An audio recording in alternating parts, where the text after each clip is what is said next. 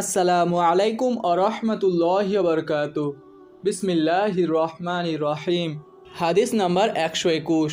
হজরত আনাস রাজিয়াল্লাহু আনহু বলেন, আমার কাছে বর্ণনা করা হয়েছে যে নবী করিম সাল্লাল্লাহু আলাইহি ওয়াসাল্লাম মুআজ রাজিয়াল্লাহু আনহুকে বললেন, যে ব্যক্তি আল্লাহর সাথে এমন অবস্থায় সাক্ষাৎ করে যে সে তার সাথে কোনো কিছুকে শরিক করে না, সে জান্নাতে প্রবেশ করে। মুআজ বললেন, আমি কি লোকদের এ সুখবর জানিয়ে দেব না? রাসূলুল্লাহ সাল্লাল্লাহু আলাইহি ওয়াসাল্লাম বললেন, না, তারা এ কথার উপর ভরসা করবে বলে আমি ভয় করছি।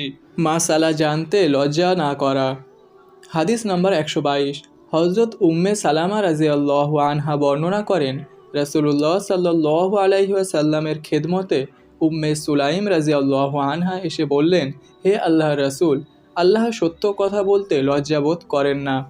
স্ত্রীলোকের স্বপ্ন দোষ হলে কি গোসল করতে হবে? আল্লাহ রাসূল বললেন, হ্যাঁ, যদি সে বীর্য দেখতে পায়। তখন উম্মে সালামা লজ্জায় তার মুখ ঢেকে বললেন, হে আল্লাহ রাসূল, স্ত্রীলোকের স্বপ্নদোষ হয় কি? তিনি বললেন, হ্যাঁ, তোমার হাত ধুলায় মলিন হোক, তাছাড়া সন্তান মায়ের আকৃতি কিভাবে পাবে? হাদিস নাম্বার 123। ইবনে ওমর রাজিয়াল্লাহু আনহু থেকে বর্ণিত, তিনি বলেন, রাসূলুল্লাহ সাল্লাল্লাহু আলাইহি ওয়াসাল্লাম বলেছেন, গাছের মধ্যে এক গাছ আছে যার পাতা ঝরে পড়ে না, তা হলো মুসলিমের দৃষ্টান্ত। তোমরা আমাকে বলো তো, সেটা কোন গাছ? তখন লোকজনের নজর জঙ্গলের গাছপালার প্রতি গেল, আর আমার মনে হতে লাগলো তা খেজুর গাছ। আবদুল্লাহ রাজিয়াল্লাহু আনহু বলেন, কিন্তু আমি লজ্জাবোধ করলাম। সাহেবায়ে কেরাম রাজিয়াল্লাহু আনহু বললেন, হে আল্লাহ রাসূল, আপনি আমাদের তা জানিয়ে দিন। তিনি বললেন, তা হলো খেজুর গাছ। হজরত আবদুল্লাহ রাজিয়াল্লাহু আনহু বলেন, অতঃপর আমি আমার পিতাকে আমার মনে যা এসেছিল তা বললাম।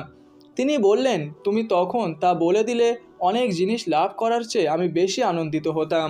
অন্যের মাধ্যমে প্রশ্ন জিজ্ঞাসা করা। হাদিস নাম্বার 124। হজরত আলী ইবনে আবু তালিব রাজিয়াল্লাহু আনহু থেকে বর্ণিত, তিনি বলেন, আমার যৌন উত্তেজনার দরুন বেশি মজি বের হতো, তাই মিকদার রাজিয়াল্লাহু আনহুকে নবী করিম সাল্লাল্লাহু আলাইহি ওয়াসাল্লামের নিকট এ ব্যাপারে জিজ্ঞেস করতে হুকুম দিলাম। তিনি তাকে এ ব্যাপারে জিজ্ঞেস করলে রাসূলুল্লাহ সাল্লাল্লাহু আলাইহি ওয়াসাল্লাম বললেন, এ ব্যাপারে অজু করতে হবে। মসজিদে মাসালা জিজ্ঞেস করা। হাদিস নাম্বার 125।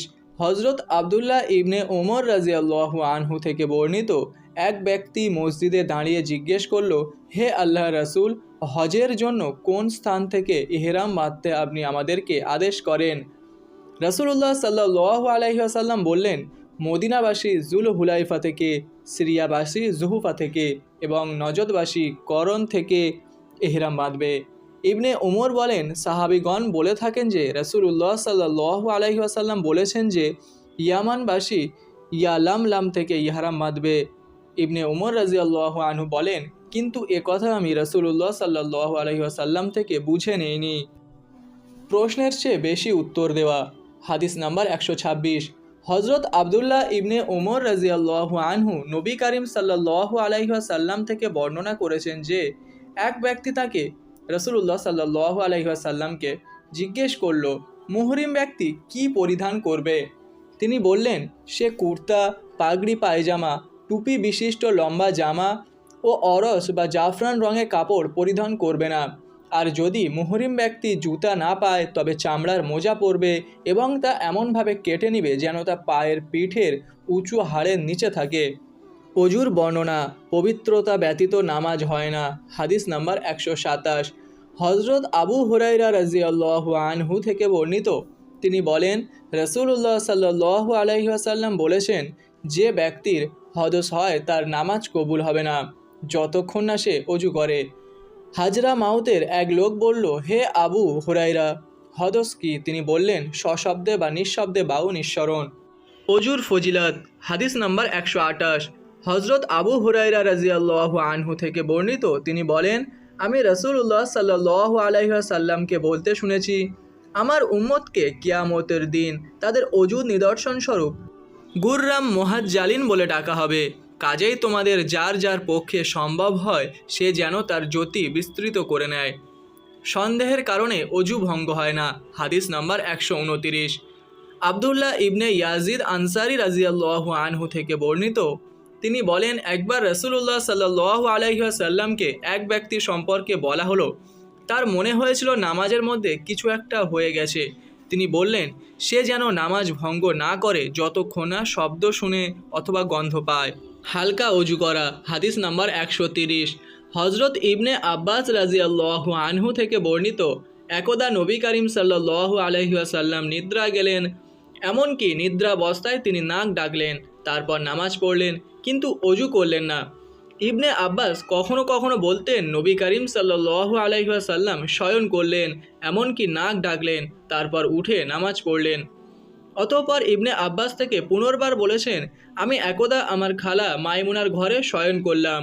নবী করিম সাল্লাল্লাহু আলাইহি ওয়াসাল্লাম রাতে ঘুমিয়ে পড়লেন।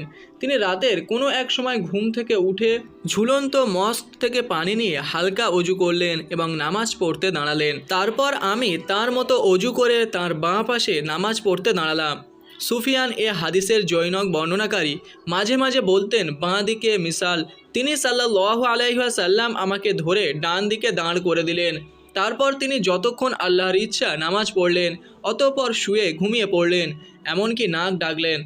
তারপর তার নিকট মুয়াজ্জিন আসলেন এবং তাকে নামাজের জন্য আহ্বান করলেন। তিনি তার সাথে নামাজের জন্য চলে গেলেন এবং অজু না করে নামাজ পড়লেন। আমরা আমরকে ওই হাদিসের জৈনক বর্ণনাকারী জিজ্ঞেস করলাম, লোকেরা বলে রাসূলুল্লাহ সাল্লাল্লাহু আলাইহি ওয়াসাল্লামের চোখ ঘুমাতো কিন্তু তার অন্তর জাগ্রত থাকতো। আমর বলেন, আমি উবাই ইবনে উমাইরকে বলতে শুনেছি, নবীদের স্বপ্ন ওহী তুল্য। তারপর তিনি কোরআনের এ আয়াত পড়লেন, আমি ঘুমের মধ্যে দেখলাম যে আমি তোমাকে জবাই করছি।